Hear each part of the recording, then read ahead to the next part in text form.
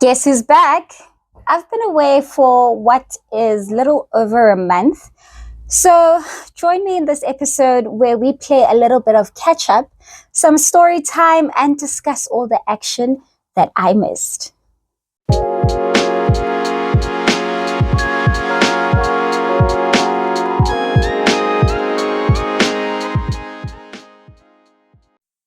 Hi guys, I'm Babsie and welcome back to my channel. It's been a minute, yo.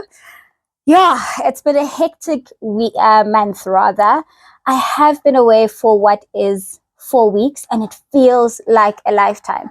So in this episode, we are just going to chill. Ooh, takes a while.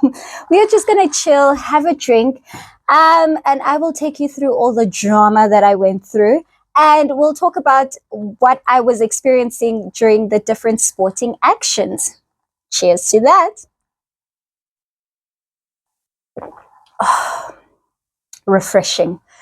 So let's start off where we left off. The last post that I posted was the build up to the URC final, where I predicted the Bulls would win. They lost. Look, guys, it's Gaga. You know, when I was at the stadium, it was great vibes. It was electrifying. They even had like such a great build up from the Springboks winning against Wales. Also, I owe you guys a vlog. I have a vlog for that, but I'm going to explain why it hasn't dropped and what happened. So it was so great. The stadium, it was electrifying. But the Bulls, yeah, it wasn't meant to be here, which was tragic. So the next day, went to watch F1, went for an F1 viewing, which was so great. It was Tiger's Milk Appleton in Randburg. So they generally host these viewing parties, where Formula One fans gather together. And yeah, we all bicker to say who's the best. And you know, Team LH44, here we come. And then the Monday came. I caught whatever was going on in the air. At first, I just thought, okay, I'm just tired, you know. Tuesday came. Wednesday was bad. So bad that I had to go to the ER. So bad, I had to go to the ER. Emergency room from America again. My heart rate was high. I had a fever. I was literally man down. So much so, the Protea final, I watched it half asleep. Like I was high on drugs, and then it's like, okay, I really need to watch this and see what goes on. And FYI, guys, can we stop calling the Proteas chokers in that match? What killed us was death bowling. That is all. They came and they played like champions on the day. So no chokers comments, no chokers language when we talk about the Proteas men team that was in the final of the T20 2024 World Cup. Okay, I just needed to clear that. And also, what also bothers me is people constantly asking me, what do you think about, you know, that boundary, that catch that was almost outside the boundary? Guys, that's like asking me, what do I think of, you know, the rules being changed for Max in Abu Dhabi 2021? Guys, it happened. Let's move on. And also, here's another thing. The Proteas women were the first cricket team from South Africa to make a final. The men's team were the first men's team. Okay. The girls did it first. You know, ladies do it first, the guys follow. All right. So that was me during the Cricket World Cup. So much so, so I was home and my dad was just like, this flu of yours is taking so long. I do not know. I think it was a different strain of COVID, but the doctors didn't say it was COVID. It was just a fever and flu, and I had to just constantly monitor my heart rate. So coming into the next week, I was slowly getting better.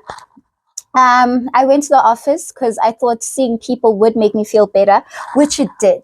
But hey, they could also see. They're like, girl, you always show up, but what is wrong with you? Like, you really are sick. So that was week 2. And even then, and that was the build up to the first rugby match of Springboks versus Ireland. Really, really wanted to go to the stadium. And I was, amends and making my way back to health. But there was no way I was risking it to go to the stadium. Guys, I almost died. I literally could see the stars. I could see the light. And it was like, okay, this is where I'm going. So fast forward, Springbok game, I was okay. Still not my high-spirited self, and my breathing also was affected. I couldn't really have the energy. Like, even finishing a sentence, I needed to constantly take deep breaths. Now let's talk about that SA game against Ireland at Loftus. The Springboks won, yay! But that first half, my gosh, wow, we could have lost that game. And I believe that we played so much better against Ireland in Durban than we did in Loftus. It goes to show, hey, you can be the best on the field, but the points will always decide who walks away as the winner. So, all right, Springbok match, done and dusted. We won. I'm in high spirits. Next day, we are at Silverstone. And, I'm slowly starting to feel like myself again. I go out with a couple of friends to, a nice chilled Sunday vibe, as a build up to my birthday weekend as well. And that is also the weekend where Lewis Hamilton scored his first win in a while. And, the significance of Lewis actually winning that match is the fact that, we've walked the journey with him. It can't be easy not when your last win was like in 2021. And it's been tough. And you could see that it also just plays on his confidence. And, when you also internalize it from a normal human point of view, not saying that he's not normal, but he's Lewis Hamilton.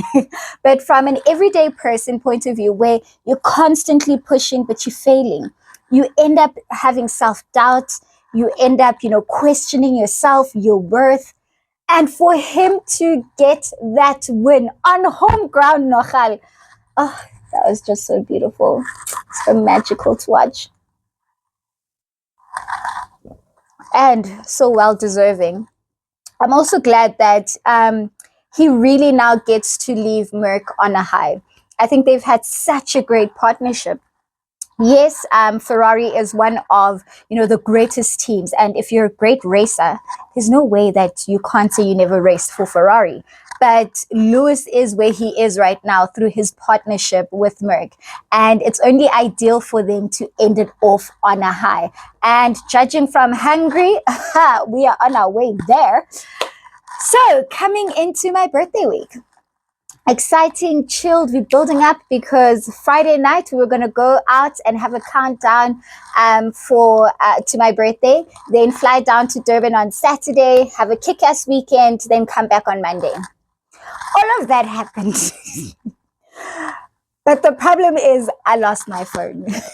In all of the madness of going out on Friday night for my birthday countdown, my phone got lost in all of that madness. And, the funny part of losing my phone, so we wake up on Saturday morning. I woke up quite early and I saw the time and I know that we have a flight, I think it was around 11 o'clock. And we were meant to be at the airport at 10 o'clock. It was at 12. Yes, it was at 12. Get to the airport at 10 just to make sure we get to enjoy the slow lounge. So I wake up in the morning and I'm just like, where's my phone? I can't find it. Head is pounding. Like, let me just take a quick nap. Let me set an alarm. Alarm with what phone? I don't know. So then my friend frantically wakes me up to be like, babe, we need to go. Girl, we are late. Where's your phone? I don't know. Like, where is it? My whole purse is lost. My ID's in there. My cards are in there. Everything is in there. We have a flight to catch. So we obviously calling everyone that we were with the previous night and no one knows where it is. We couldn't get a hold of my one friend because I didn't have his number. So we were like, okay, maybe he has it. But now we need to make a plan to get to the airport. Luckily, my license was in the car, so we could use that because it's a domestic flight, as my identification. And the best thing that my friend could have ever done for me was confiscate my bank card from me the night before, because I just thought I was, Richard Branson buying everyone shots. So that's how my bank card survived. Oh, excuse me. So what do I have? I have my bank card, my license. I had to rush to Durban. The phone, the ID, everything else will be a Monday problem. So now we're rushing to the airport. And luckily, our Uber driver, Shem, he also tried to get there as quick as possible within the limits. And then we get to the airport. We're rushing through. Luckily, I had already checked in. It was just a matter of printing out my boarding pass. So we go in, we're rushing, we're huffing and puffing. I saw the videos from the night before. It explains why we were huffing and puffing at the airport, because we danced the night away. And as we get to our line, guys, do I not bump into the whole Sharks team? Oh, that was such a beautiful moment. Oh, guys, just thinking about it.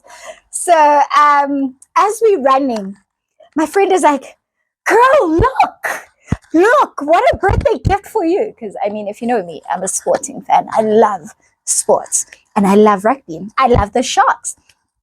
We bump into Mambimpi and I'm just like, Pepsi, Dutugo, Chavanyageni. Now I am on a first name basis. I feel like they're my friends. Oh man, they are so sweet. And the way they indulged me was honestly the most beautiful part of it all. It was fantastic. But guys, one thing that happened, so Fasi comes along, and because I was giving each and every Sharks fan that I came on across a piece of my mind to be like, guys, I did not leave the Bulls for you. You guys are championship material, and you've proved it by winning the EPCR. But how dare you lose your last group URC match after I flew all the way to Durban to watch you? So obviously they all said what they said. They were saying, oh man, we'll do better, I don't know what Fasi said. He's a charmer, that one. Hey guys. Woo! He left me just gobsmacked, charmed, and just like, I know, I think I have a crush on him.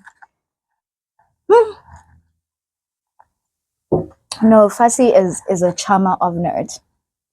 But guys, I think that was the best start to my birthday. On the flight, was I not seated next to them? Magazole was sitting behind me. I had two others, Upengwe over there. Oh my gosh. Oh, what a beautiful flight. What a beautiful start to my birthday. We get to Durban and we dance the night away. The Springboks lose against Ireland. It was a tough match.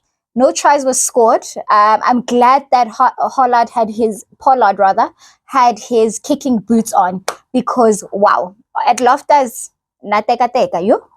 But it was a good game. But that last drop kick that won Ireland game, you guys have to admit, that was a beautiful drop kick. Perfectly executed. Can't hate. You can't hate on that. And yeah, then we came back, had a beautiful weekend in Durban, came back, then I had to sort out getting a phone, getting a SIM swap. It was a mess. Just getting back to reality and getting things straight. By the way, I still don't have an ID. I'll sort that out soon. I'm just sad that I lost my green ID book, guys. Like, Dompasiakili. Now I'm going to be a smart card girly. Oh my gosh. So, F1, hungry, Amazing. Lewis getting his 200th pole, Oscar Piastri getting his first F1 win. What a beautiful race to watch. I'm definitely looking forward to Belgium. The Olympics start this week on Friday, where we kick off, which will also be Andy Murray's last tournament. Looks like he's really going to retire. He's had such a great career. I think I should actually put together an episode where we just go through the retired players that we have admired over the years. And yeah, we're going to catch up on a lot of sports. The rugby championship is going to be starting in August. Excited about that. And yeah, guys, thank you so much for watching, for indulging me. And that's why I have been MIA for about a month. It's been crazy. I've been living a hangover life. I've been living Hangover the movie, that is, okay. Hangover life. I've been living a Grey's Anatomy life. It's been a wild roller coaster, but in all of it, I haven't missed out on any of the action. So I am back full force, and I will be coming to you with the next episode soon. Thank you so much for joining me. Cheers.